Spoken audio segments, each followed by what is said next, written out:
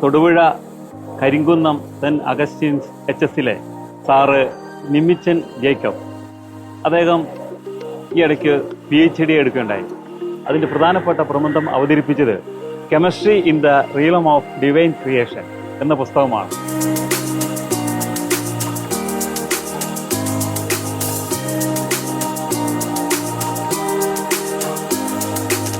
ഞാൻ Salas Chacko, Karimkunnam saint Augustine's higher secondary സ്കൂളിൽ zoology അധ്യാപകനാണ്. അതുപോലെ തന്നെ ഈ വർഷത്തെ സ്റ്റാഫ് സെക്രട്ടറിയുമാണ്. ഞങ്ങളുടെ Karimkunnam saint Augustine's higher secondary school എന്ന് പറയുമ്പോൾ ഞങ്ങൾ അഗസ്റ്റീനിയൻ ഫാമിലി എന്നാണ് പറയുക. ഞങ്ങളതൊരു കുടുംബമാണ്. അപ്പോൾ ഈ കുടുംബത്തിലെ ശരിക്കും പറഞ്ഞു കഴിഞ്ഞാൽ സ്നേഹമുള്ള ഒരു ജ്യേഷ്ഠ സഹോദരനാണ് ഞങ്ങളുടെ നിമിച്ചൻ സാറെന്ന് പറയാം. അപ്പം സാറിങ്ങനെ ഒരു PhDയുടെ കാര്യം നമുക്കിങ്ങനെ ഷെയർ ചെയ്തപ്പോൾ ശരിക്കും അതൊരു അത്ഭുതമായിട്ട് ഞങ്ങൾക്ക് തോന്നിയില്ല. കാരണം പ്രത്യേകിച്ചും സാറിൻ്റെ ആ ഒരു ടോപ്പിക്കിനെ കുറിച്ചൊക്കെ സാറ് പറഞ്ഞപ്പോൾ ശരിക്കും കെമിസ്ട്രിയിലൂടെ ദൈവത്തെ കണ്ടെത്തുക എന്നുള്ള ഒരു കാര്യമാണ് നിമിച്ചൻ സാറ് ചെയ്യുന്നതെന്നാണ് എനിക്ക് തോന്നിയത്. കാരണം ബൈബിളുമായി വളരെ അടുത്ത് ബന്ധം പുലർത്തുന്ന ഒരു വ്യക്തിയാണ്.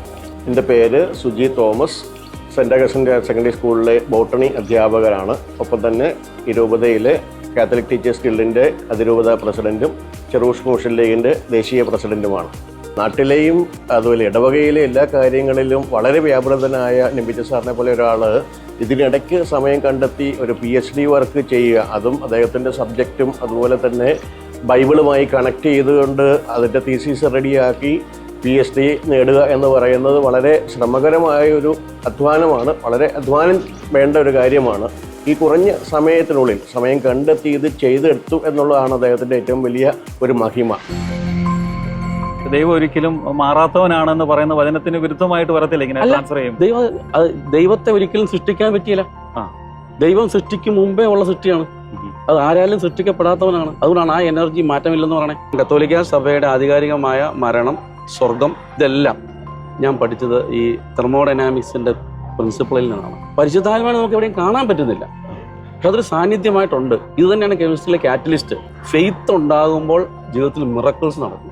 അതുകൊണ്ടാണ് ഈശോ തന്നെ പറയുന്നുണ്ട്, നിങ്ങൾ വിശ്വസിക്കുന്നുണ്ട്. അത് എന്തുകൊണ്ടാണ് ഈശോ അങ്ങനെ പറഞ്ഞത്? അത് സയൻസ് പഠിപ്പിച്ചപ്പോഴാണ് എനിക്ക് അതിൻ്റെ ഞാൻ ശരിക്കും ഒരു ദിവസം തുള്ളിച്ചാടി.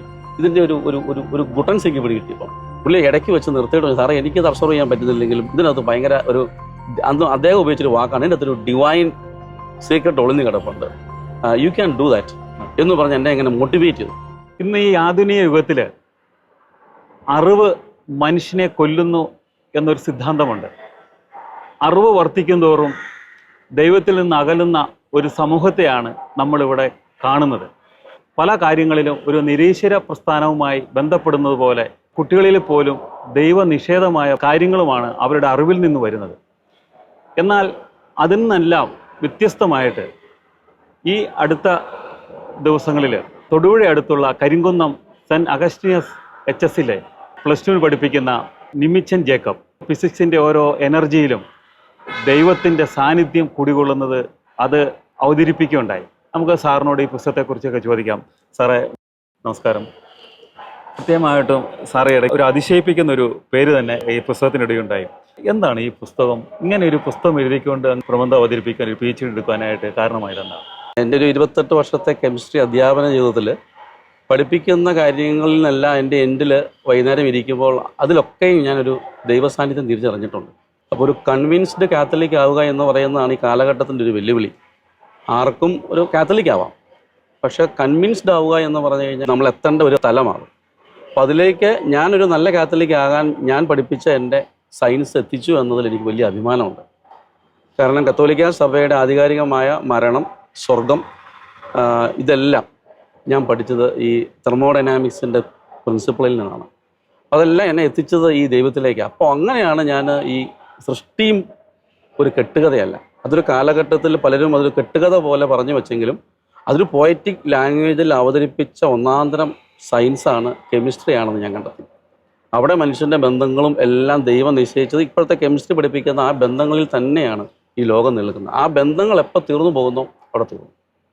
ദൈവം ബന്ധങ്ങളിലാണ് എന്ന് എന്നെ പഠിപ്പിച്ചത് കെമിസ്ട്രിയാണ്. പലപ്പോഴും പല സ്ഥലത്ത് ചില റീൽസുകളെ കണ്ടിട്ടുണ്ട്. ചില സാറുമാരൊക്കെ എനർജിയെക്കുറിച്ച് പഠിപ്പിക്കുമ്പോഴും ഒക്കെ വിശ്വാസം എന്നൊന്നും ഇല്ല എന്നുള്ളതൊക്കെ പല സ്ഥലത്തും ഇങ്ങനെ കാണാറുണ്ട്. പല പിള്ളേർക്കും നിരീശ്വരമായ ഒരു പ്രസ്ഥാനത്തിലേക്ക് പോകാനും ദൈവത്തെ വെല്ലുവിളിക്കാനൊക്കെ ഒരു ധൈര്യം കൊടുക്കുന്നത് പലപ്പോഴും ഇങ്ങനെയുള്ള അറിവുകളാണ്.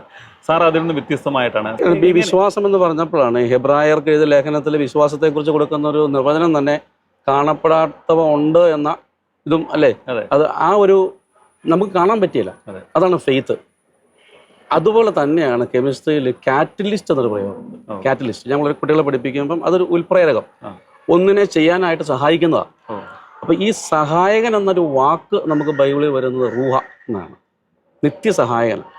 അപ്പം പരിശുദ്ധാത്മാവിനെ നമുക്ക് എവിടെയും കാണാൻ പറ്റുന്നില്ല, പക്ഷെ അതൊരു സാന്നിധ്യമായിട്ടുണ്ട്. ഇത് തന്നെയാണ് കെമിസ്ട്രിയിലെ കാറ്റലിസ്റ്റ്. കാറ്റലിസ്റ്റിന്റെ സാന്നിധ്യത്തിൽ റിയാക്ഷന്റെ റേറ്റ്, അതായത് സ്പീഡെന്ന് നമുക്ക് മനസ്സിലാക്കാൻ വേണം പറയാം, പെട്ടെന്ന് ആകുന്നു. പക്ഷേ കാറ്റലിസ്റ്റിനെ നമുക്ക് കാണാൻ പറ്റുന്നില്ല, അല്ലെങ്കിൽ കാറ്റലിസ്റ്റ് മാറി നിൽക്കണം, കാറ്റലിസ്റ്റിന്റെ സാന്നിധ്യമാണ്. ഇത് തന്നെയാണ് നമ്മുടെ ഈ ഫെയ്ത്തും. ഫെയ്ത്ത് എന്ന് പറയുന്നത് ഒരു കാറ്റലിസ്റ്റാണ്. ഫെയ്ത്ത് ഉണ്ടാകുമ്പോൾ ജീവിതത്തിൽ മിറക്കിൾസ് നടക്കും. അതുകൊണ്ടാണ് ഈശോ തന്നെ പറയുന്നുണ്ട്, നിങ്ങൾ വിശ്വസിക്കുന്നുണ്ടോ? ഈ വിശ്വാസം എന്ന കാറ്റലിസ്റ്റ് ഒരുവൻ്റെ ഉള്ളിലുള്ളപ്പോഴാണ് ഈശോ എല്ലാ അത്ഭുതവും ചെയ്തത്. പുതിയ നിയമത്തിൽ അത് പുതിയ നിയമത്തിലേക്ക് വരുന്നത്, പുതിയ നിയമത്തിലേക്കാണ് അതെല്ലാം ചെയ്യുന്നത്. അപ്പം ഈ വിശ്വാസവും കാറ്റലിസ്റ്റും സെയിം തന്നെയാണ്. അന്ന് ഈശോ അങ്ങനെ പറഞ്ഞതേ ഉള്ളൂ. നമ്മൾ സയൻസിൻ്റെ കണ്ണിലൂടെ ജനസിസ് ഉൽപ്പത്തിയിലേക്ക് നോക്കുമ്പം എല്ലാം സയൻറ്റിഫിക്കാണ്, എല്ലാം. എനിക്ക് എന്നെ അതിശയിപ്പിക്കുന്ന ഒന്ന് ഈശോ പറഞ്ഞ എക്കാലത്തെയും വിപ്ലവകരമായൊരു സ്റ്റേറ്റ്മെൻ്റ് ഉണ്ട്. അതായത് ദരിദ്രർ എന്നും നിങ്ങളുടെ കൂടെ ഉണ്ടാവും. ഇത് ഏറ്റവും കൂടുതൽ കോൺട്രവേഴ്സിയിലേക്ക് വന്നതാണ്. അപ്പോൾ നമ്മൾ സോഷ്യലിസത്തെക്കുറിച്ച് പറയുമ്പോഴും അതെല്ലാം പറയും, അതെന്തുകൊണ്ടാണ് ഈശോ അങ്ങനെ പറഞ്ഞത്? അത് സയൻസ് പഠിപ്പിച്ചപ്പോഴാണ് എനിക്ക് അതിൻ്റെ, ഞാൻ ശരിക്കും ഒരു ദിവസം തുള്ളിച്ചാടി ഇതിൻ്റെ ഒരു ഗുട്ടൻസ് എനിക്ക് പിടി കിട്ടിയപ്പം. അതായത് സയൻസിൻ്റെ ഒരു ഫണ്ടമെൻ്റൽ നമുക്കെല്ലാം അറിയാം, എനർജി ഫ്ലോ ചെയ്യണത് ഹയർ എനർജിയിൽ നിന്നും ലോ എനർജിയിൽ. വെള്ളം പോകണത് മുകളിൽ നിന്ന് താഴത്തേക്കാണ്. അതുകൊണ്ടുള്ള കിണറ്റിലെ വെള്ളം നമ്മൾ മുകളിൽ അടിച്ച് കയറണേ. അപ്പം ദൈവം പറഞ്ഞത് ഉള്ളത് ഒഴുകപ്പെടാനുള്ളതാണ്. ദരിദ്രരുണ്ടെങ്കിൽ അത് എല്ലാം ഒരുപോലെയാണെങ്കിൽ ഒഴുക്കുണ്ടാകില്ല, ഒരു സ്റ്റാഗ്നേഷനാണ്. അപ്പോൾ ഈശോ പറഞ്ഞതിൻ്റെ അർത്ഥം ഇതേ ഉള്ളൂ, ദരിദ്രർ അവിടെ ഉണ്ട്. അത് എന്തിനാ? അവർ ദരിദ്രരായിട്ടിരിക്കാനല്ല. നിൻ്റെ ഹൈ പൊട്ടൻഷ്യൽ അതെന്തും ആവാം, സമ്പത്ത് മാത്രമായിരിക്കില്ല, നിൻ്റെ ഏത് തലത്തിലുള്ള പൊട്ടൻഷ്യലും ഒഴുകപ്പെടേണ്ടതാണ്, അത് കെട്ടിക്കിടക്കേണ്ടതല്ല. അപ്പോൾ അപ്പോഴാണ് എനിക്ക് ചില ഞാനൊരു രാത്രി തുള്ളിച്ചാടിയത് കിട്ടിയപ്പം. അതാണ് ഈശോ പറഞ്ഞതിൻ്റെ സയൻസ്, ദരിദ്രർ എപ്പോഴും നിങ്ങളുടെ കൂടെ ഉണ്ടാവും.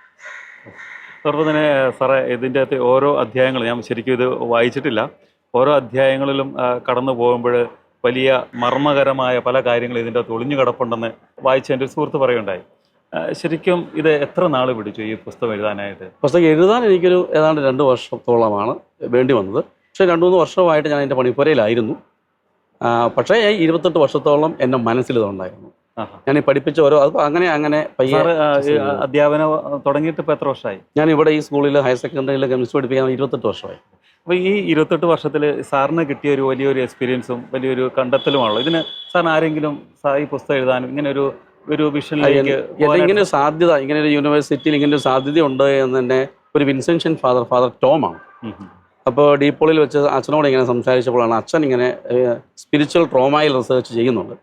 അപ്പോൾ അത് പറഞ്ഞപ്പോൾ ഞാനിങ്ങനെ എൻ്റെ ചില കാര്യങ്ങൾ ഈ സയൻസ് പരമായി പറഞ്ഞപ്പോഴത്തേക്കും പുള്ളി ഇടയ്ക്ക് വെച്ച് നിർത്തിയിട്ട്, സാറേ എനിക്കത് അബ്സർവ് ചെയ്യാൻ പറ്റുന്നില്ലെങ്കിലും ഇതിനകത്ത് ഭയങ്കര ഒരു അന്ന് അദ്ദേഹം ഉപയോഗിച്ചൊരു വാക്കാണ്, ഇതിൻ്റെ അകത്തൊരു ഡിവൈൻ സീക്രട്ട് ഒളിഞ്ഞു കിടപ്പുണ്ട്, യു ക്യാൻ ഡു ദാറ്റ് എന്ന് പറഞ്ഞ് എന്നെ ഇങ്ങനെ മോട്ടിവേറ്റ് ചെയ്തു. അപ്പോൾ ഞാനൊരു സിനോപ്സിസ് എഴുതി. അപ്പോൾ അവരത് വളരെ ഫാസിനേറ്റഡായി. ഇത് രണ്ടിനെയും കൂടെ ബ്ലെൻഡ് ചെയ്യുന്ന, കെമിസ്ട്രീനെ തിയോളജിയുമായിട്ട് ബ്ലെൻഡ് ചെയ്യുന്ന ഒരു റയർ സബ്ജക്റ്റ് ആണെന്നും പറഞ്ഞുകൊണ്ട് എന്നെ അങ്ങ് മോട്ടിവേറ്റ് ചെയ്തു.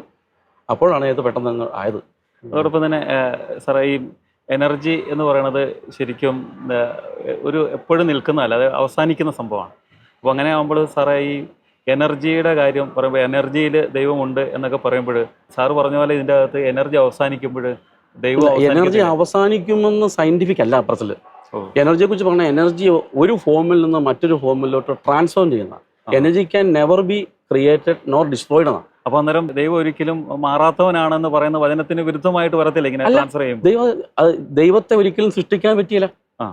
ദൈവം സൃഷ്ടിക്കും മുമ്പേ ഉള്ള സൃഷ്ടിയാണ്. അത് ആരാലും സൃഷ്ടിക്കപ്പെടാത്തവനാണ്. അതുകൊണ്ടാണ് ആ എനർജി മാറ്റമില്ലെന്ന് പറയണേ. ഓക്കെ. അതാണ് കൺസർവേഷൻ ഓഫ് എനർജി എന്ന് പറയും. എനർജി കൺസേർവ്ഡാ. നമുക്ക് എന്ത് ചെയ്യാം? അപ്പോൾ ദൈവം ഒരു എനർജി ആണെങ്കിൽ ആ എനർജിയിൽ നിന്നുള്ള നമുക്കറിയാം ഐൻസ്റ്റീൻ്റെ ഇക്വേഷൻ എനർജി മാറ്റർ മെറ്റൽ ബന്ധമാണ്. അപ്പോൾ ദൈവത്തിൻ്റെ ആ എനർജിയിൽ നിന്നും മാറ്ററിനെ ട്രാൻസ്ഫോം ചെയ്തു. അതാണ് എനർജി ഒരു ഫോമിൽ നിന്ന് മറ്റൊരു ഫോമിലോട്ട് മാറാം. അപ്പോൾ അതാണ് പൗലോസ്ലീഹ പറയണേ, സൃഷ്ടപ്രപഞ്ചത്തിൽ അദൃശ്യനായ ദൈവത്തിൻ്റെ പ്രകൃതത്തെ മുഴുവൻ വെളിപ്പെടുത്തിയിട്ടുണ്ട്. നിനക്ക് ഈ ഭൂമിയിൽ നോക്കിയിട്ട് ദൈവത്തെ കാണാൻ പറ്റുന്നില്ലെങ്കിൽ അത് നമ്മുടെ ഒരു കുറവാണ്. ദൈവം നിന്നെ സൃഷ്ടിച്ച് വിട്ടേക്കണത് ഈ സൃഷ്ടിയിലൂടെ അവനെ കണ്ടെത്താനാണ്. സൃഷ്ടിയിലൂടെ ദൈവത്തെ പുകഴ്ത്താനാണ്. അതാണ് ആകാശം, സങ്കീർത്തനം ആകാശം ദൈവനീതി പ്രകീർത്തിക്കുന്നു, ഭൂമി എന്നൊക്കെ പറയുമ്പോൾ തന്നെ ഈ ആകാശത്തേക്കും ഭൂമിയിലേക്കും നോക്കിയിട്ട് എനിക്ക് ദൈവത്തെ കണ്ടെത്താൻ പറ്റുന്നില്ലെങ്കിൽ അതിൻ്റെ ഒരു കുറവാണ്. എന്നിട്ട് നമ്മളതിനെ മറക്കടമുഷ്ടി പിടിക്കുകയാണ് അല്പം അറിഞ്ഞിട്ട്. അതിൻ്റെ ഏറ്റവും നല്ല ഉദാഹരണം ആൽബർട്ട് ഐൻസ്റ്റീൻ തന്നെയാണ്. ആൽബർട്ട് ഐൻസ്റ്റീൻ ക്ലാസ്സിലേക്ക് എന്നപ്പോൾ നമ്മൾ വേദാന്തം പഠിപ്പിക്കുമ്പോൾ എഴുതി വെച്ചിട്ടുണ്ടല്ലോ, ഞാൻ അങ്ങനെ വായിച്ചേക്കണത് ഗോഡ് ഈസ് നോ വെയർ. അദ്ദേഹം അതിൻ്റെ സ്പേസ് ഒന്ന് മാറ്റിയിട്ട് നോ വെയർ എന്നുള്ളത് ഗോഡ് ഈസ് നൗ ഹിയർ എന്നാക്കി. അദ്ദേഹത്തിൻ്റെ പ്രസൻസ് ഓഫ് മൈൻഡാണ്. ഗോഡ് ഈസ് നോ വെയർ എന്ന് പിള്ളേരെ ബോർഡിൽ എഴുതി വെച്ചപ്പം അതേ എഴുതി വെച്ചു. എന്നിട്ട് അദ്ദേഹത്തിൻ്റെ ലേഖനങ്ങൾ ഞാൻ വായിച്ചിട്ടുണ്ട്. ഇത്ര എമിനൻ്റ് ആയൊരു സയൻറ്റിസ്റ്റ് നല്ലൊരു വിശ്വാസിയായിരുന്നു.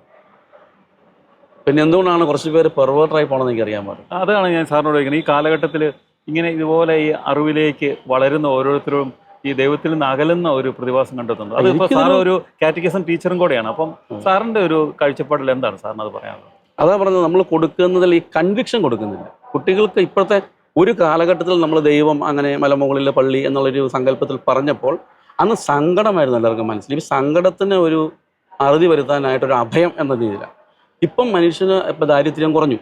നമ്മളെ സംബന്ധിച്ച് പണ്ട് പോലെ അടിസ്ഥാന ആവശ്യം വസ്ത്രവും പർപ്പിളും എന്നൊക്കെ പറയല്ലേ, അതൊക്കെ ഇപ്പോൾ കുറഞ്ഞു. അത് കുറഞ്ഞപ്പോൾ മനുഷ്യന് ഇപ്പോൾ വേണ്ടത് ഇപ്പോൾ അവരുടെ മുമ്പിൽ ഈ വിർച്വൽ വേൾഡിൽ നിൽക്കുമ്പം നമ്മൾ അബ്സ്ട്രാക്റ്റ് ആയിട്ട് ദൈവത്തെ അവതരിപ്പിക്കാൻ നോക്കുമ്പോഴാണ് ഈ പ്രശ്നം വന്നത്. പക്ഷേ ദൈവം ഈ ഓസ്തിയിലുണ്ട് എന്നുള്ളതിന് ഈശോ തന്നെ അത് എന്താ പറയണത്, അത് ഞാൻ ചോദിക്കാൻ വരുമായിരുന്നു. അതിന്റെ കെമിസ്ട്രി എനിക്ക് അസ്റ്റോണിഷ് ചെയ്തിട്ടുള്ളത്, പാതിരപ്പിയെ പറയുകയാണ്, ഒരു ദിവസം സൂര്യൻ ഉദിച്ചില്ലെങ്കിൽ മേ ബി യൂണിവേഴ്സ് പോയേക്കാം, പക്ഷെ ഒരു ദിവസം ബലി അർപ്പിക്കപ്പെടുന്നില്ലെങ്കിൽ ഇത് എങ്ങനെ നിൽക്കുമെന്ന്. കാരണം God is the sustainer of life. അതായത് ദൈവത്തിന് ഈ വലിയ ഇത്രയും പൊട്ടൻഷ്യലായ ഒന്നിന് ചെറിയ ഒന്നിലോട്ട് കോൺസെൻട്രേറ്റ് ചെയ്യാമെന്ന് സയൻസ് പഠിപ്പിക്കുന്നുണ്ട്. എവിടെ? ന്യൂക്ലിയർ എനർജീനെ നമുക്ക് തൊടാൻ പറ്റിയിട്ടുണ്ടോ? തൊട്ടടുത്തല്ല എക്സ്പ്ലോഷനാണ്. അപ്പോൾ ഇത്രയും വലിയ ഒരു സിസ്റ്റം, ഈ ആറ്റം എന്ന് പറയുന്നത് തന്നെ ചെറുതാണ്, അതിൻ്റെ മുഴുവൻ എനർജിയും കോൺസെൻട്രേറ്റ് ചെയ്തേക്കുന്നത് ഒരു കുഞ്ഞിക്ക് ആ ന്യൂക്ലിയസിൻ്റെ ഉള്ളിലാണ്. അതിനെ ചൊറിയാൻ നമുക്ക് പറ്റിയിട്ടില്ല.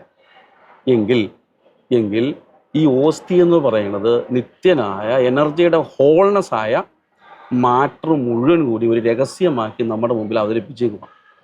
അതില്ലെങ്കിൽ ഈ ലോകം സസ്റ്റെയിൻ ചെയ്യില്ല. ആദരപ്പിയ പറഞ്ഞതിൻ്റെ രഹസ്യം അതാണ്. ഇതൊരു മിറക്കിൾ എന്നതിനപ്പുറത്തായിട്ട് ദൈവം അങ്ങനെ ചുരുങ്ങി ഒരു ന്യൂക്ലിയസിലോട്ട് നിനക്ക് വേണ്ടി ഒരു ന്യൂക്ലിയസിൻ്റെ ഉള്ളിൽ ദൈവം ഇരിക്കുകയാണ്. അവനെ തൊടുന്നവനൊക്കെ അത്ഭുതമാണ്. അവനെ നോക്കിയവർ പ്രകാശിത, വിളുമ്പത്ത് തൊട്ടവർക്ക്. ഈശോ പറയുന്നുണ്ട്, എന്നിൽ നിന്നും ശക്തി എനർജി പ്രവഹിച്ചു. മിറക്കിളെല്ലാം എന്നിൽ അല്ല, ആരോ അങ്ങനെ പറയുന്നുണ്ടല്ലോ. ഒരു വലിയ ക്രൗഡിൻ്റെ അകത്ത് ഈശോ പറയുമ്പോഴത്തേക്കും അവർ പറയുന്നത് ഇത്രയും വലിയൊരു ക്രൗഡിൻ്റെ അകത്ത്, ബട്ട് ഈശോ പറയുന്നുണ്ട് അങ്ങനെയല്ല, സംബഡി ഹാസ് ടച്ച്ഡ് മീ. ആ ടച്ചിന് ഒരു പ്രത്യേകതയുണ്ട്.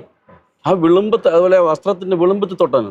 അപ്പോൾ ഇത് ഈ വിശ്വാസവും ഈ കെമിസ്ട്രിയും ഫിസിക്സും ഒക്കെ എന്തുമാത്രം ഇത് ഒരു വലിയൊരു ബന്ധം ഇതിൻ്റെ അകത്ത് പിന്നിലില്ല. അത് മനുഷ്യൻ്റെ സകല ബന്ധങ്ങളെയും അടിസ്ഥാനപരമായി പഠിപ്പിക്കുന്ന ഒരു ശാസ്ത്രമാണ് കെമിസ്ട്രി എന്ന് ഞാൻ വിശ്വസിക്കുന്നത്. കാരണം എല്ലാവരും ആറ്റം, എലമെന്റ്, ഇലക്ട്രോണുകൾ നമ്മളെല്ലാം നിർമ്മിതമായിരിക്കണേ. നമ്മളൊരു മൊബൈൽ ലബോറട്ടറി ആണല്ലോ. അപ്പോൾ അങ്ങനെ വരുമ്പോൾ ആറ്റം ഒബേ ചെയ്യണ നിയമം നമുക്കും ബാധകമാണ്. ഞാൻ കുട്ടികളെ ഇപ്പം ഇന്നത്തെ ഓരോ ചാപ്റ്റർ വൈസ് പറഞ്ഞാൽ നമുക്കിപ്പോൾ പറ്റിയല്ല, അതൊരു സെക്ഷൻ വൈസ് പറഞ്ഞാൽ അത് മനസ്സിലാവുള്ളൂ. കാരണം കുറച്ച് അബ്സ്ട്രാക്റ്റ് ആയ കാര്യങ്ങൾ എടുത്തുകൊണ്ട് അതിനെ കോൺക്രീറ്റ് ആക്കുന്ന ഉദാഹരണങ്ങൾ കൊടുത്തിട്ടുണ്ട്. അപ്പോൾ അതായത് ഒരു പൗളിസ് എക്സ്ക്ലൂഷൻ പ്രിൻസിപ്പിൾ എന്നൊരു പ്രിൻസിപ്പിളുണ്ട്. ഈ പ്രിൻസിപ്പിൾ പറയുകയാണ്, ഒരു ആറ്റത്തിൻ്റെ ഒരു ഓർബിറ്റിൽ കിടക്കുന്ന 2 ഇലക്ട്രോണുകളുടെ സ്പിന്ന് ഓപ്പോസിറ്റ് ആയിരിക്കാൻ പറ്റുള്ളൂ. അത് പ്രകൃതി നിയമമാണ്. പ്രകൃതിക്ക് വിരുദ്ധമാകുമ്പോൾ പ്രകൃതി വിരുദ്ധമാകുന്നു അല്ലേ? അപ്പോൾ ഒരു റൂമിലുള്ള 2 പേരുടെ ജീവിതത്തിൽ ഒന്നിച്ച് ജീവിക്കാൻ ഉദ്ദേശിക്കുന്ന 2 പേരുടെ സ്പിന്ന് ഓപ്പോസിറ്റ് ആണെന്ന് എൻ്റെ അർത്ഥം. അതായത് ആണും പെണ്ണും തമ്മിലൊരു കോമ്പിനേഷൻ ഉള്ളൂ. ആണും പെണ്ണും എന്ന് പറയുന്ന combination it is against the nature. അപ്പോൾ ഇന്നത്തെ ഈ ലോകം കേകളുടെ കൂടെയാണ് അതുകൊണ്ടല്ല ഞാൻ പ്രകൃതി വിരുദ്ധം എന്ന് പറയണേ. അത് നാച്ചുറൽ അല്ല. അതിനൊന്ന് നമ്മുടെ പ്രേക്ഷകർക്ക് വേണ്ടി അതിന്റെ ഒരു അതിന്റെ പിന്നിലുള്ള കെമിസ്ട്രി ആൻഡ് ഫിസിക്സ് അതിന്റെ കെമിസ്ട്രി ഇത്രേ ഉള്ളൂ. അത് പ്രകൃതിക്ക് വിരുദ്ധമാണ്. പ്രകൃതിക്ക് വിരുദ്ധമല്ലാത്ത നമ്മൾ ഒത്തിരി കാര്യങ്ങൾ ചെയ്തു വെക്കുന്നില്ലേ? ഈ പ്രകൃതിക്ക് വിരുദ്ധമല്ലാത്ത ചെയ്യുമ്പോഴാണ് നമ്മൾ ഈ ലോകത്തിൽ ക്രമക്കേടുണ്ടാകുന്നത്. പ്രകൃതിക്ക് ഒരു ക്രമമുണ്ട്, ഒരു ഓർഡറുണ്ട്. ഈ ഓർഡറിൽ നീ ഉണ്ടാക്കുന്ന ക്രമക്കേടാണ് ഇതെല്ലാം. അപ്പോൾ ക്രമത്തിൻ്റെ ശരിക്കുള്ള ഓപ്പോസിറ്റ് അക്രമമാണ്. ക്രമത്തിൻ്റെ ഓപ്പോസിറ്റ് അക്രമമാണ്. അപ്പോൾ ഈ ക്രമം തെറ്റുന്നിടത്തൊക്കെ അക്രമമുണ്ട്. അതുകൊണ്ട് ഈശോ പറഞ്ഞ പാപം പെരുകുന്നുണ്ട്. ഈ ഡിസോർഡർ അതാണ് ഞാൻ പറഞ്ഞ തെർമോഡൈനാമിക്സിലെ രണ്ടാമത്തെ പ്രിൻസിപ്പിൾ അതാ. ഈ ഡിസോർഡർ കൂടിക്കൊണ്ടേ ഇരിക്കണേ.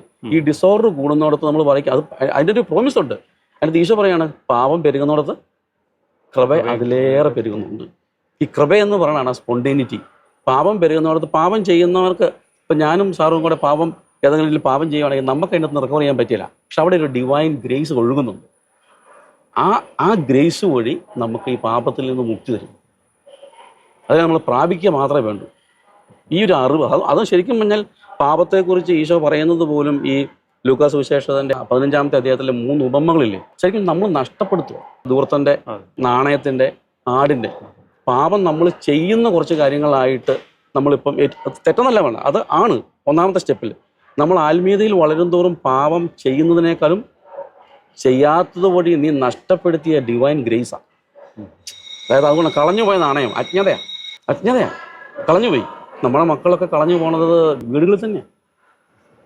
നമ്മുടെ മക്കളുടെ എന്നാ പറയണത് കഴുകുമ്പം ഒരു പൊടി വരുമ്പോൾ മാത്രമല്ല നമ്മൾ കണ്ടുപിടിക്കേണ്ടത്, അതിന് മുമ്പേ ഇവനെ നമ്മൾ കണ്ടെത്തണമായിരുന്നു. കളഞ്ഞു പോകാൻ സാധ്യതയുള്ള ഒന്നാണ് ആട്. ഈ ഒരു കുരുക്കിൽ കിടക്കുമല്ലേ, കുട്ടികൾ കുരുക്കിൽ പെടും. ഈ കുരുക്കിൽ പെടുന്നതും കളഞ്ഞു പോണതും. പിന്നെ മൂന്നാമത്തെ അഹന്തയാണ്. അതായത് നമ്മുടെ ധൂർത്തൻ, ഇത് അഹന്തയല്ലേ, ജീവിച്ചിരിക്കുമ്പോൾ തന്നെ അപ്പൻ്റെ വേണമെന്ന് പറഞ്ഞുകൊണ്ട് പോണേ. ഇത് അഹന്ത. ഈ 3 കുരുക്കിലാണ് ഇപ്പോഴത്തെ കുട്ടികൾ. ഒന്ന് അജ്ഞതയെ ജ്ഞാനം കൊണ്ട്, അശ്രദ്ധയെ ധ്യാനം കൊണ്ട്, അഹന്തയെ എളിമ കൊണ്ട് നേടാൻ നമുക്ക് പറ്റണം. അപ്പോൾ ഞാൻ ഈ പുസ്തകത്തിന് ശരിക്കും പേര് കൊടുക്കാൻ ഉദ്ദേശിച്ചിരുന്നത് തന്നെ ദ 7th ഡേ എന്നാണ്. അപ്പോൾ ബൈബിൾ വായിച്ചപ്പോൾ എനിക്ക് ഏറ്റവും അത്ഭുതം തോന്നിയതാണ് 7th ഡേ. ഈശോ ദൈവം റെസ്റ്റ് എടുക്കുക. ഒരു സിസ്റ്റം റെസ്റ്റ് എടുക്കുന്ന എപ്പോഴാണ്? ഭയങ്കര വർക്ക് ചെയ്തതിന് ശേഷം. അപ്പോൾ സൃഷ്ടിയിൽ ദൈവത്തിൻ്റെ എനർജി മുഴുവൻ മാറ്ററായി മാറിയതാണ് ഈ യൂണിവേഴ്സ്. ആഫ്റ്റർ ഓൾ ഈ യൂണിവേഴ്സ് എന്ന് പറയുന്നത് തന്നെ ഒരു അബ്സേർഡിറ്റിയാണ്. യൂണിവേഴ്സിൻ്റെ ഒന്നെന്നർത്ഥം നമുക്ക് ഇത്രയേ പറ്റുള്ളൂ അറിയാൻ. ഇതുപോലെ അനേകം യൂണിവേഴ്സ് ഉണ്ട്. അതാണ് മൾട്ടിവേഴ്സ്. മൾട്ടിവേഴ്സിലുള്ള ഒരു യൂണിവേഴ്സിൻ്റെ ഒരു കുഞ്ഞിക്ക പോർഷനാണ് നമ്മൾ ഭൂമി. അപ്പോൾ ഇവിടെ ഇരുന്നുകൊണ്ടാണ് നമ്മൾ ദൈവത്തെ അളക്കാൻ നോക്കണം. അതുകൊണ്ടാണ് ഈശോ കൃത്യമായി പറഞ്ഞേ, ഭൂമിയിലെ ജ്ഞാനികളുടെ വിശ്രമം എല്ലാം കൂടെ കൂട്ടി വെച്ചാലും ദൈവത്തിൻ്റെ ഫൂളിഷ്നെസ്സിൻ്റെ അത്ര പോലും എത്തിയ എത്ര സുന്ദരമായ പ്രയോഗം. അതോടൊപ്പം തന്നെ സാറേ, അതിനൊക്കെ ഇടയ്ക്ക് നമ്മൾ സാറ് കടന്നു പോയായിരുന്നു ഈ ദമ്പതികളെ കുറിച്ച്, ആണും പെണ്ണും ചേരുന്ന ആ കെമിസ്ട്രിയെ കുറിച്ച്.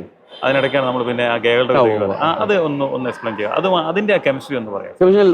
നമ്മൾ ബൈബിളിൽ ഒറ്റ വാക്ക് പറഞ്ഞാൽ ബന്ധങ്ങളുള്ളിടത്താണ് ദൈവം ഉള്ളൂ. ബന്ധത്തിന് ദൈവം കൊടുക്കുന്ന ആ ഡിവൈൻ ടച്ചാണ് ശരിക്കും ഞാൻ കണ്ടെത്തിയത്. നമ്മളിപ്പം ഈ ബന്ധം മുറിക്കണം, കുടുംബം തകരാൻ നോക്കണം, ഡിവേഴ്സ് കൂടുന്നു, സഹോദരങ്ങളുള്ള ബന്ധം. ഉൽപ്പത്തി 2:10 ഞാൻ കൂടുതൽ സൃഷ്ടിയിലാണല്ലോ. അപ്പോൾ ഉൽപ്പത്തി 2:10 ഏദൻ നനയ്ക്കാനായിട്ട് സ്വർഗത്തിൽ നിന്നൊരു നദി വരുന്നു. അത് 4 കൈവഴികളായിട്ട് ചെയ്യുന്നുണ്ട്. എനിക്കിത് വായിക്കുമ്പോൾ എൻ്റെ മനസ്സിൽ ഇത് എഴുതുമ്പോൾ എനിക്ക് കുറച്ച് കത്തെല്ലാം കിട്ടി. ഈ കത്തിൽ ഒന്നാണ് ഈ ഒറ്റ വാക്കിൽ ദൈവത്തെ നമ്മൾ പറഞ്ഞാൽ സ്നേഹമാണ്. അപ്പോൾ സ്വർഗത്തിൽ നിന്ന് താഴത്തേക്ക് ഒഴുകിയെങ്കിൽ അത് സ്നേഹമാണ്. അത് താഴെ വന്നിട്ട് 4 കൈവരികളായിട്ട് വികരണമാണ്. അത് ജ്ഞാനത്തിൻ്റെ പുസ്തകവും സുഭാഷിതങ്ങളിലും പറയുന്ന 4 ബന്ധമുണ്ട്. ദൈവം അംഗീകരിച്ച കൈവപ്പുള്ള 4 ബന്ധം. ഒന്ന് ഭാര്യയും ഭർത്താവും തമ്മിലുള്ള ബന്ധം, 2 മാതാപിതാക്കളും മക്കളും തമ്മിലുള്ള ബന്ധം, 3 സഹോദരങ്ങൾ തമ്മിലുള്ള ബന്ധം, 4 നമ്മളും നമ്മുടെ അയൽവാസിയും തമ്മിലുള്ള ബന്ധം. ഈ 4 ബന്ധങ്ങളിലും വെള്ളം ഒഴുകണമെങ്കിൽ, വെള്ളം സ്നേഹമാണ്, ഇത് ഒഴുകണമെങ്കിൽ എൻ്റെ കണക്ടിവിറ്റി ഇത് മുകളിൽ നിന്ന് ഒഴുകണം. അപ്പോൾ ഇത്ര നോക്കിയാൽ ഒരു ഡിവേഴ്സ് ഉണ്ടെങ്കിൽ ആ ഭാര്യയും ഭർത്താവും സ്പിരിച്വാലിറ്റി, അവൻ്റെ ആധ്യാത്മികത ഡ്രൈ ആണെങ്കിൽ ഇതെല്ലാം സംഭവം. അതുകൊണ്ടാണ് ഈശോ പുതിയ നിയമത്തിൽ ഈ കോൺസെൻട്രേറ്റ് ചെയ്യുമ്പോൾ, അതായത് മാരേജ് കോൺസെൻട്രേറ്റ് ചെയ്യുമ്പോൾ പറയുന്നൊരു കാര്യമുണ്ട്. നിങ്ങൾ വായിച്ചിട്ടില്ലയോ, അവൻ ഏകനായിരിക്കുന്നത് നന്നല്ല, ബന്ധങ്ങളിലാണത്. അതുകൊണ്ട് ഈശോ തന്നെ പറയുന്നുണ്ട്, ഞാനും പിതാവും ഒന്നായിരിക്കുന്ന പോലെ നിങ്ങൾ ഒന്നാവുക. ബന്ധങ്ങളുടെ അകത്താണ് അത്. ഉൽപ്പത്തിയിലുണ്ട്. അതാണ് ആദത്തെ സൃഷ്ടിച്ചിട്ട് ദൈവം പറഞ്ഞതാണ്, ഇവൻ ഏകനാകാൻ പാടില്ല. ഇതാണ് കെമിസ്ട്രി പഠിപ്പിക്കുന്ന ബന്ധങ്ങൾ, ബോണ്ടുകൾ, sharing of electrons, complete donor. അത് അയണിക് ബോണ്ട് ആയാലും കോവാലൻ്റ് ബോണ്ട് ആയാലും. അടുത്തത് നമ്മുടെ ഫണ്ടമെൻ്റൽ ആയിട്ടുള്ള കാര്യങ്ങളാണ്. അത് ഭൂമിയിൽ നിന്നും മഡിൽ നിന്നും ഉണ്ടാക്കിയെന്നൊക്കെ പറഞ്ഞാൽ മഡിലുള്ള പ്രധാന എലമെൻറ്റ്സ് കാർബൺ, നൈട്രജൻ, ഓക്സിജൻ, ഹൈഡ്രജനാണ്. പിന്നെ ഹീലിയം. ഇതെല്ലാം കൂടെ ചേർന്ന് വെള്ളം എന്ന് പറയണ, അതാണ് വെള്ളത്തിൻ്റെ മുകളിൽ ഹവറിങ് അബവ് ദ വാട്ടർ എന്ന് പറയല്ലേ. വെള്ളത്തിൻ്റെ മുകളിൽ എനർജിയുടെ ആ സ്പിരിച്വൽ, അത് നമ്മുടെ ആ ഹോളി സ്പിരിറ്റ് എന്ന് പറയുന്ന ഡിവൈൻ ഫ്ലോ ഉണ്ടായിരുന്നു. ദൈവത്തിന്റെ ചൈതന്യം തത്തിക്കളിച്ചു എന്നല്ല പറയണേ. ആ തത്തിക്കളിച്ചതിൽ നിന്നും വെള്ളവും മണ്ണും കൂടെ ചേർന്നിട്ട് ആ പരിശുദ്ധാത്മാവാകുന്ന ബ്രീത്ത് ഓഫ് ലൈഫ് അങ്ങ് കൊടുത്തപ്പോഴാണ് ഇതെല്ലാം ബോണ്ടായി മാറിയത്. ഈ ബോണ്ടിലൂടെയാണ് സ്പ്രൗട്ട് ചെയ്തത്. അപ്പോഴാണ് മനുഷ്യനായത്, ബന്ധങ്ങളുണ്ടായത്. അതിൽ പക്ഷേ ഞാൻ പറഞ്ഞില്ല, ഡിസോർഡർ ഉണ്ടാകും. ദൈവത്തിന് ഉണ്ടാക്കുന്ന അക്രമം എവിടെ തെറ്റുന്നോ അതാണ് പാപം. അതിനാണ് സയൻസ് പഠിപ്പിക്കുന്നത് ഡിസോർഡർ, എൻട്രോപ്പി എന്നൊക്കെ ഞങ്ങൾ പഠിപ്പിക്കും. ഈ ഡിസോർഡർ കുടുംബം ഭയപ്പെടേണ്ടതില്ല. ഈ കയോസ് ഓർഡർ ഉണ്ടാകേണ്ടത് ഡിസോർഡറിൽ നിന്നൊരു ഓർഡറിലേക്ക് വന്നം. അത് ദൈവം ഇവിടെ ഇടപെടും. സാറിൻ്റെ ഈ ഔദ്യോഗിക ജീവിതത്തിൽ ഈ കുട്ടികളോടൊക്കെ സാറ് ഈ കെമിസ്ട്രി അല്ലെങ്കിൽ ഈ കെമിസ്ട്രിക്കുള്ളിലുള്ള ദൈവികമായ സാന്നിധ്യത്തെക്കുറിച്ചൊക്കെ സാറ് പഠിപ്പിക്കാറുണ്ടോ? എനിക്കൊരു രസം തോന്നുന്നത്, കുട്ടികളോട് നമ്മുടെ ഒരു തെറ്റിദ്ധാരണയാണ് കുട്ടികളോട് ദൈവത്തെക്കുറിച്ച് പറഞ്ഞാൽ ബോറടിക്കുന്നത്. പക്ഷേ എൻ്റെ എല്ലാ ക്ലാസ്സിലും പിള്ളേർക്കറിയാം അത് ചെല്ലുന്ന ഈ ഒരു ഡിവൈൻ ടച്ചിൽ ഞാൻ അവസാനിപ്പിക്കാറുള്ളൂ. ഒരു ഉദാഹരണം പറഞ്ഞാൽ, ഇപ്പം എൻ്റെ ക്ലാസ്സിൽ ഇതിനു മുമ്പ് ഈ 10-28 കൊല്ലത്തിനിടയിൽ ചിലപ്പം ദൈവ വിശ്വാസമില്ലാത്ത പേരൻസിൻ്റെ മക്കളും വന്നിട്ടുണ്ട്. അങ്ങനെ വന്ന ഒരു കൊച്ച് ലാസ്റ്റ് ഇത് കഴിഞ്ഞിട്ട് സാറേ എനിക്കിപ്പോൾ കൺവിൻസ്ഡായി, ദൈവം ഉണ്ടെന്നുള്ളത് കൺവിൻസ്ഡ്. അതിന് പറഞ്ഞത്, ഞാൻ അവരോട് പറഞ്ഞു കൊടുത്തത് അതെൻ്റെ അവസാനത്തെ ചാപ്റ്ററാണ്. കത്തോലിക്ക സഭയുടെ ഈ CCC പഠിപ്പിക്കുന്ന 3 സത്യങ്ങളുണ്ട്. 1 ദൈവമുണ്ട്, 2 മരണമുണ്ട്, 3 സ്വർഗമുണ്ട്. ഇത് ഞാൻ തെർമോഡൈനാമിക്സ് എന്ന് പറഞ്ഞാൽ ഈ അഖിലാണ്ടത്തെ യൂണിവേഴ്സിനെ മുഴുവൻ നിയന്ത്രിക്കുന്ന നിയമമാണ് തെർമോഡൈനാമിക്സ്. അതിൻ്റെ ഒന്നാമത്തെ നമുക്ക് സാധാരണക്കാർക്ക് മനസ്സിലാകുന്ന രീതിയിൽ ഒന്നാമത്തെ നിയമം എന്ന് പറഞ്ഞാൽ കൺസർവേഷൻ ഓഫ് എനർജിയാണ്. എനർജി കൺസേർവ്ഡ് ആണ്, നമുക്ക് ഒരു നശിപ്പിക്കാൻ പറ്റിയില്ല. ഇപ്പോൾ നമ്മളിത് ഒരു തീപ്പെട്ടി കമ്പ് കത്തിച്ചിട്ട് ഊതി നിർത്തുകൊണ്ട് ആ ലൈറ്റ് പോയി, പക്ഷേ എനർജി പോയിട്ടില്ല. ഹീറ്റ് പോയി, എനർജി പോയിട്ടില്ല. അപ്പോൾ നമ്മളിവിടെ ദൈവത്തെ നശിപ്പിക്കാനോ ഉണ്ടാക്കാനോ ആർക്കും പറ്റിയില്ല. ദൈവം ഉണ്ട്. ഈ കൺസർവേഷൻ ഓഫ് ആ എനർജിയാണ് എൻ്റെ എനർജിയുടെ മുഴുവൻ സ്രോതസ്. അതാണ് സങ്കീർത്തകൻ പറയുന്നുണ്ട്, ദൈവമായ കർത്താവാണ് നിൻ്റെ സൂര്യൻ.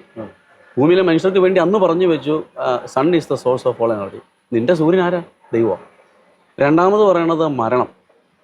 അത് രണ്ടാമത്തെ ലോ ഇതാണ് പറയണത്, entropy of the universe is always increasing എന്നാണ്. Entropy means disorder. പ്രകൃതിയുടെ അല്ലെങ്കിൽ യൂണിവേഴ്സിൻ്റെ മൊത്തം എൻട്രോപ്പി ഇങ്ങനെ പോസിറ്റീവ് കൂടിക്കൊണ്ടിരിക്കുക.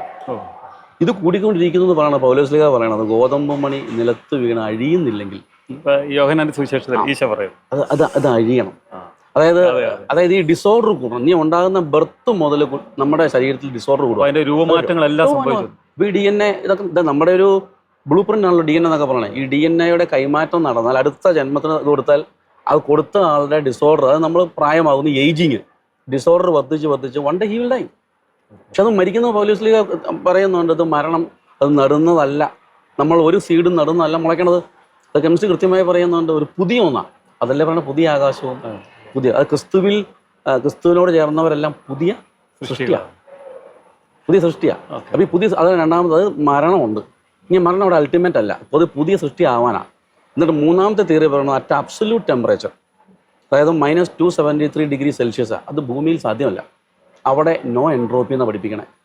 എൻട്രോപ്പി ഈസ് 0 എന്നാണ്, ഒരു ഡിസോർഡറും ഇല്ല. അതാണ് വെളിപാടിൻ്റെ പുസ്തകത്തിൽ പറയണത്, അവിടെ മരതകം, മാണിക്യം, ഹേമന്തം, പുഷ്യരാഗം, അവിടെ ഇനി സങ്കടമില്ല, അവിടെ കരച്ചിലില്ല, അവിടെ മനുഷ്യൻ്റെ ഒന്നുമില്ല. എന്ന് വെച്ചാൽ എല്ലാം പുസ്തകം വായിക്കുന്നുണ്ടല്ലോ, ഭ്രൂണത്തിലിരിക്കുന്ന ശിശുവിനെ കണക്ക് സ്വർഗം എന്നൊക്കെ പറയണത്. അത് മൂന്നാമത്തെ ലോ ഫണ്ടമെൻ്റലായിട്ട് തെളിയിക്കുകയാണ്, ദർ ഈസ് എ ഹെവൻ. അത് ഭൂമിയിലല്ല. അപ്പോൾ ഈ ശരിക്കും ഈ കാലഘട്ടത്തിലെ ഒരു സുവിശേഷ പ്രഘോഷണമൊക്കെ, ഈ അറിവിൻ്റെ കാലഘട്ടത്തിൽ ഈ സുവിശേഷ പ്രഘോഷണമൊക്കെ ഒരു ഈ പരിശുദ്ധാത്മാവിൻ്റെ വലിയ കൃപയാൽ നമുക്ക് ഈ തലങ്ങളിലൂടെയൊക്കെ ഒന്ന് അപ്ഡേറ്റ് ചെയ്താലേ ഉള്ളൂ ഈ തലമുറയ്ക്ക്. തീർച്ചയായിട്ടും എനിക്ക് എൻ്റെ ഉള്ളിലൊരു വെമ്പലും കൊതിയുണ്ട്. ഇപ്പം റിട്ടയർമെന്റിന് ശേഷം ഇങ്ങനെ പറഞ്ഞു കൊടുക്കണം, പ്രത്യേകിച്ച് യൂത്തിന് ഇത് പറഞ്ഞു കൊടുക്കണം. അവരിതിങ്ങനെ അന്വേഷിക്കുന്നവരാണ്. അപ്പോൾ ഇത് സിമ്പിളായിട്ട് നമുക്ക് പറഞ്ഞു കൊടുക്കാം. നിങ്ങൾ പഠിച്ച ഈ തിയറി തന്നെയാണിത്. പിന്നെ എന്തുകൊണ്ടാണ് ഈ വിശ്വാസം എന്ന് പറയേണ്ടത് അന്ധവിശ്വാസമാണെന്ന് പ്രചരിപ്പിക്കുന്നുണ്ട്? സയൻസ് പഠിപ്പിക്കുന്നത് മുഴുവൻ എന്താ? സയൻസ് പഠിപ്പിക്കുന്നത് ആരെങ്കിലും കൃത്യമായിട്ട് ആറ്റത്തെ കണ്ടിട്ടുണ്ടോ? ഇലക്ട്രോണിനെ കണ്ടിട്ടുണ്ടോ? ഉണ്ടെന്ന് നമുക്ക് സീനിയർ സയൻറ്റിസ്റ്റുകൾ പറഞ്ഞതുകൊണ്ടല്ലേ. വളരെ കുറച്ച് പേരല്ലേ ഇലക്ട്രോണിനെ കണ്ടിട്ടുള്ളൂ, വളരെ കുറച്ച് പേരല്ലേ ന്യൂക്ലിയസ് കണ്ടിട്ടുള്ളൂ. But yet we believe that. ഇപ്പം എന്തുകൊണ്ട് തന്നെ നമ്മളിൽ നിന്നും അഗസ്തീനോസിനെ നമ്മുടെ വേദപാരംഗതകന്മാർ കണ്ടെത്തിയ ദൈവത്തെ നമുക്ക് എന്തുകൊണ്ട് അംഗീകരിച്ചു കൂടാം? അവർ ആധ്യാത്മികമായ ആ റലത്തിൽ കൂടി നടന്നു. യോഹന്നാന്റെ ഒന്നാം ലേഖനത്തിൽ പറഞ്ഞു, ഞാൻ കണ്ണുകൊണ്ട് കണ്ടത് സൂക്ഷിച്ച് വീക്ഷിച്ചു. അപ്പം ആ ഒരു തലത്തിലോട്ട് നമ്മൾ വളരണം. ഞാൻ പറഞ്ഞു അതുപോലെ ഈ ബന്ധങ്ങളെ വീണ്ടും എസ്റ്റാബ്ലിഷ് ചെയ്യണം. ദൈവം എസ്റ്റാബ്ലിഷ് ചെയ്ത ബന്ധങ്ങൾ നമ്മൾ മുമ്പ് ഞാൻ പറഞ്ഞില്ലായിരുന്നു, ആ ബന്ധങ്ങൾ, അത് കുടുംബ ബന്ധം, ദാമ്പത്യം, ആ പോസിറ്റീവായ പ്രകൃതിയിൽ നിന്ന് കിട്ടുന്ന ആ ബന്ധങ്ങളെ നമ്മൾ ഒന്നും കൂടി എന്നാ പറയുന്നത് ദൈവികതയിൽ കുളിപ്പിച്ചാൽ അതാണ് ഒരു ജ്ഞാനം കൊണ്ടുള്ളൊരു സ്നാനം എന്നൊക്കെ പറഞ്ഞാൽ മലയാളത്തിൽ മാത്രമല്ല വാക്കുള്ളൂ. നമ്മൾ ജലത്താലുള്ള സ്നാനം കൊണ്ട് ജ്ഞാനസ്നാനം എന്നൊരു വാക്കില്ലേ, അല്ലെ? ജ്ഞാനം കൊണ്ട് സ്നാനം ചെയ്യണം. ഈ ജ്ഞാനം ഈശോ തന്നെയാണ്. നീ ഈശോയിൽ കുളിച്ചു കഴിയുമ്പോൾ ഒരു പുതിയ സൃഷ്ടിയാവും. അതായത് സമരിയക്കാരി സ്ത്രീയുടെ കൂട്ട് തന്നെ പിന്നെ നിനക്ക് നിത്യജീവനിലേക്ക് പ്രവഹിക്കുന്ന അരുവി അന്വേഷിച്ച് പോകുന്ന ആ ഒരു സ്റ്റേജിലോട്ട് മക്കൾ എത്തുക എന്നൊക്കെ പറയുന്ന നമ്മുടെ ഒരു ദാഹം. എല്ലാവർക്കും ഉള്ളൊരു ദാഹം, ഒരു അന്വേഷണത്തിന്റെ കാലം എല്ലാവരിലും ഉണ്ട്. അത് സ്വന്തം ജീവിതം കൊണ്ടും നമ്മൾ പഠിക്കുകയും പഠിപ്പിക്കുകയും ചെയ്യുന്ന കാര്യങ്ങളും കൊണ്ടും കണ്ടെത്തണമെന്നാണ് എൻ്റെ അന്വേഷണം. സയൻസ് പഠിപ്പിക്കുന്നതാണല്ലോ. ഗാന്ധിജി പോലും പറഞ്ഞത് എൻ്റെ സത്യാന്വേഷണ പരീക്ഷണ കഥകളെന്നല്ലേ, പരീക്ഷണമാണല്ലോ. ആ ഒരു പരീക്ഷണത്തിൽ ഏർപ്പെടുക എന്നുള്ളതാണ്. അപ്പോൾ ഈ ഈശോ എന്ന് പറയുന്ന വ്യക്തി നമ്മുടെ ഈ അന്വേഷണത്തിലൂടെ ഒരു കെമിസ്ട്രിയുടെ തലങ്ങളിലൂടെ, ഫിസിക്സിൻ്റെ തലങ്ങളിലൂടെ നമ്മൾ കടന്നു പോകുമ്പോൾ ഒറ്റ വാക്കിൽ സാറ് അവസാനമായിട്ട് പറയുക, ഈശോ എന്ന് പറയുന്നത് നമ്മുടെ കെമിസ്ട്രിയിലൂടെ ഫിസിക്സിലൂടെ കടന്നു പോകുമ്പോൾ ആരാണ്? ഈശോ എന്ന് പറയുന്നത് പുറത്ത് അന്വേഷിക്കേണ്ട ആളല്ല, അത് ഞാൻ തന്നെ എന്നിലുണ്ട്. ഈശോ കൃത്യമായിട്ട് പറയല്ലേ. അതുകൊണ്ടാണല്ലോ നമ്മുടെ ഉള്ളിൽ ഈശോ ഉണ്ട്. ഈ സക്രായിൽ ഇരുന്ന് എന്തും സ്വീകരിക്കണേ, ഈശോനെ എവിടെ ഇരിക്കണേ? ഞാൻ തന്നെ ക്രിസ്തു. അതാണ് ഈശോ പറഞ്ഞത്, ആരെനിക്ക് വേണ്ടി പോകും? ദൈവജനം ആരുടെ വരുന്നു? അവരെ ദൈവങ്ങളെന്ന് വിളിക്കുന്നു. നിങ്ങളെല്ലാം ദൈവത്താൽ പഠിപ്പിക്കപ്പെട്ടവരാകും എന്നൊക്കെ പറയുമ്പോൾ നീ തന്നെയാണ് ദൈവം. നീ മറ്റൊരു ക്രിസ്തുവായി മാറുന്ന തലത്തിലേക്ക് എത്തുന്നതാണ് ഈ അഭിഷേകം. സാറിനോട് ഈ നിമിഷങ്ങളിലൊക്കെ ഇരിക്കുമ്പോൾ ശാസ്ത്ര ലോകത്തിൽ ദൈവത്തിൻ്റെ വലിയ സാന്നിധ്യം കൂടുതൽ നമുക്ക് വെളിപ്പെടുത്തി കിട്ടുകയാണ്. ഇന്നത്തെ ഈ തലമുറയോട് പറയേണ്ട ഒരു സുവിശേഷം അവർക്ക് മനസ്സിലാകേണ്ട രീതിയിൽ അവരുടെ അറിവിൻ്റെ ലോകത്തിലൂടെ പരിശുദ്ധാത്മാവ് ജലത്തിന് മുകളിലൂടെ നിറഞ്ഞു നിന്നതുപോലെ ഈ കണ്ടെത്തലുകൾ നമ്മുടെ ഇന്നത്തെ കാലത്തിലെ കുട്ടികളിലും യുവജനങ്ങളിലും ഒക്കെ ഈ ദൈവത്തിൻ്റെ അഭിഷേകം നിറഞ്ഞു നിൽക്കുന്ന ഒരു ശാസ്ത്രത്തിൻ്റെ ഒരു സുവിശേഷം, ശാസ്ത്രത്തിലൂടെ വരുന്ന ക്രിസ്തുവിൻ്റെ സുവിശേഷം നിറയുവാനായിട്ട് ഈ പുസ്തകം കാരണമായി മാറട്ടെ. സാർ ഇനിയും തൻ്റെ ഔദ്യോഗിക ജീവിതത്തിൽ ഈ അറിവുകൾ പകർന്നു കൊടുത്തുകൊണ്ട് ക്രിസ്തുവിലേക്ക് നയിക്കുവാൻ ഇടയാക്കട്ടെ. സാറേ, ഒത്തിരിയേറെ നന്ദി. ഈശോ മിശിഹായ്ക്ക് സ്തുതിയായിരിക്കും.